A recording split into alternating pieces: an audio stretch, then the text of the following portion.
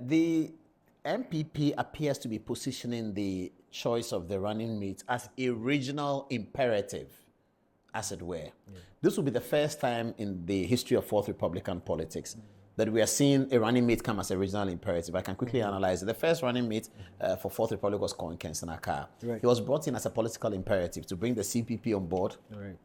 So that CPP folks, who were still thought to be very formidable because they had won the last election in 79, will vote for the Rawlings ticket. Right. That didn't work. Then they brought in Professor Mills. Professor Mills was brought in from Kwame Nkrumah's book as a characterization to give the NDC a characterization of intellectualism. Okay. And so they wanted a university professor of law of all places. Right. The MPP had been positioned as the lawyers of politics. They were the big lawyers of politics. Kufuor was a lawyer. Akufo-Addo was a lawyer. A.A. Munufie was a lawyer. Aram Ponsan was a lawyer. Everybody in MPP is a lawyer. Peter Ajete is a lawyer. Odo Isaac is a lawyer. Sam Okujeto is a lawyer. So NDC were trying to develop a certain master stroke by bringing a law professor. All of these MP people were not law professors, right. But they brought Professor Mills in just to give the NDC a certain characterization of intellectualism because they had been accused of being veranda boys and girls and that kind of thing. So that was the reason for Professor Mills. Right. And then Mills selected Martin Amidu. Right. It wasn't a choice of region. It was a choice based on honesty. It was thought that the NDC was corrupt. By the year 2000, the campaign against the NDC was corrupt. Right. Professor Mills was singled out as not being corrupt. He needed a running mate who will do a buffer to the anti-corruption tag of the ticket. Right. So he brought in Martin Amidu. Then you look at also for the regional balance from the north to the south as well. Then you look at the MPP side. Right. Kufuor brought in Aliu Mahama to give the MPP an image of welcoming people. So if you look at the headline that Harun Atta did, it says Kufuor picks Zongo Boy as running mate. They wanted to erase the tag of Apollo 568 that sacked Zongo people from Ghana. So that was the reason for Kufuor's choice. Then in 2008, Akufo-Addo brought a choice of technocratism that the young people were beginning to get frustrated with politicians. So Akufo-Addo was trying to attract young people to say that it's not all about politicians. Here is a guy who is not a politician at all. He's a banker. And our money issues are important. So that's what he was doing. Now here comes Mahamadou Bawumia, who appears to have done this choice to satisfy a critical regional imperative. If you look at it like that, and then you compare to the NDC, right. Would you say that perhaps the MPP are looking at the going down to the crunch numbers of 2024? That's what this selection is about, whilst the NDC is selecting for another reason.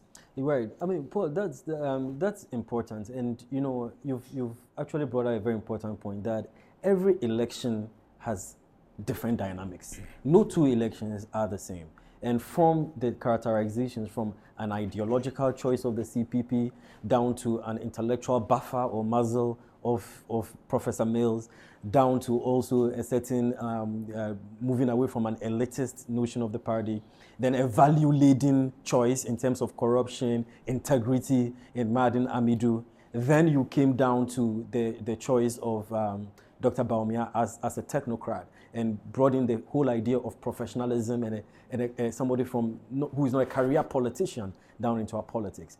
And then this particular year, there's a whole different dynamic as well. I do agree. I think that it's the first time that the geographic dynamic has played a big role more than ever before. But that is also because of the uniqueness of the nature of the presidential candidate. I cannot say this enough. The choice of the presidential candidate is a very historical one, and it's something that we tend to lose sight of. You look at Dr. Bawumia, and it's the first time we have a Muslim on the ticket of a major party ticket. First time that we also have a non-Akan candidate on the ticket of the NPP. It is as historic as an ethnic minority in the US, for instance, being on the ticket of a major party, such as Obama on the Democratic Party ticket. It's a moment of national history and national aspiration. A lot of people up there who come from up there in the north will look at that and say, I too can be like this. So it is new, and because of that, change takes time to settle. And so because of that, it's important that they consolidate the base. So this time, parties after the primary try to run to the center. This time around, the center is what is the main thing. So they need to now consolidate the base. And if you don't consolidate your base, you don't even have a starting point. So that was a very electoral dynamic choice that really had to be made. Because without that stronghold, without that base, and at the end of the day, it's all about numbers. Yes, you want to govern. Of course, and I have to say this, that a lot of the conversation has been about the electoral dynamic. But I also think there's a governing dynamic why the vice president chose him. Mm-hmm. So both electorally and in terms of governmentality, he actually fits both dynamics. He has energy, they say. He has energy. I mean, he succeeded with free SHS, they say. There you go. There is absolutely no doubt that he's a different mode of a politician. A firecracker, a firebrand, very. You saw him speaking today. Yes. He was brutal. And fiery. Yeah, he was. In his speech. So there are different seasons for different kind of politicians. And yes, there's an electoral dynamic. Of course, he's going to rouse the base. He's going to magnify, electrify the base, and at least get some level of enthusiasm onto the ticket. That is exactly what Sarah Palin did for John McCain when he was elected, because they said McCain was not conservative enough. And so they needed a true red conservative to really whip up that ideological value-laden qualities. And that is what Matthew Opoku Prempeh does. He is very well steeped in the political traditions of the MPP. But I make the argument that it moves beyond that, because in terms of even governance, he has been a major figure in the political landscape of our country, being member of parliament since 2008, part of the health committee in opposition. So he satisfies that particular legislative rubric. He serves as a link to the executive. Then when you come to governance, he has ministerial experience as a Minister of Energy, Minister of Education.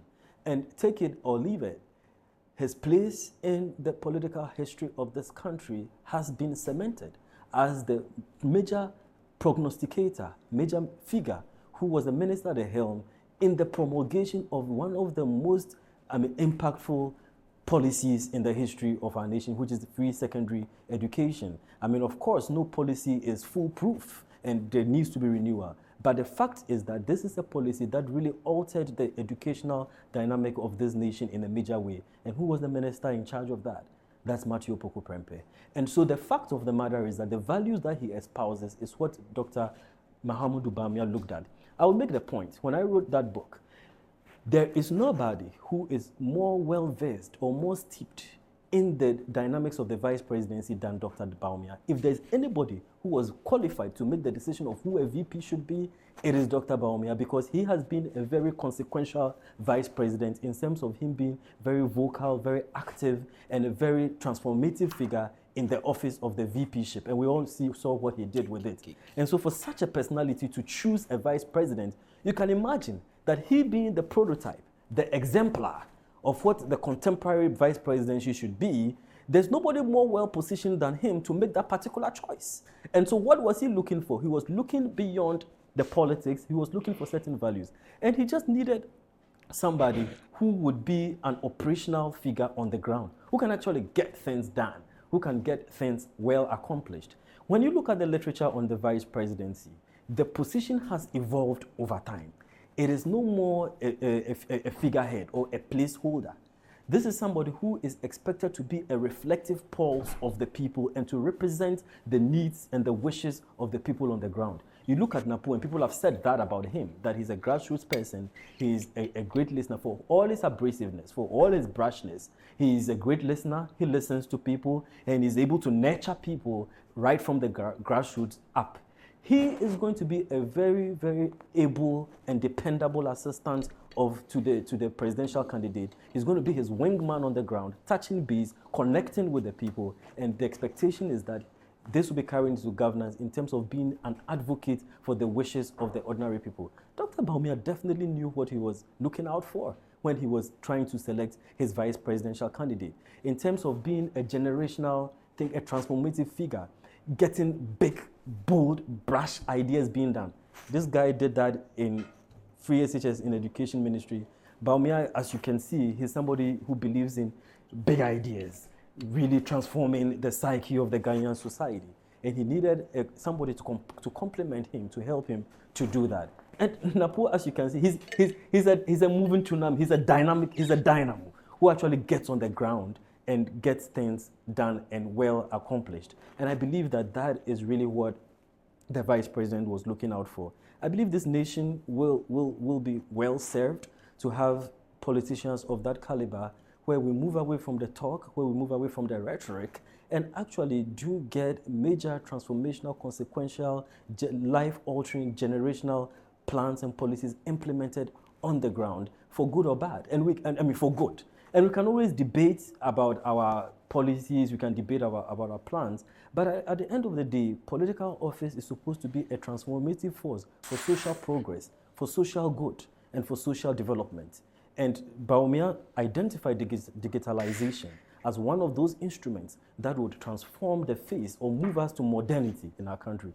He sees Dr. Matthew Opoku Prempeh as a person in that mode, somebody who carried the government's major policy, and he believes that with him he can definitely get a lot of very, very very, very substantial things accomplished as a problem solver.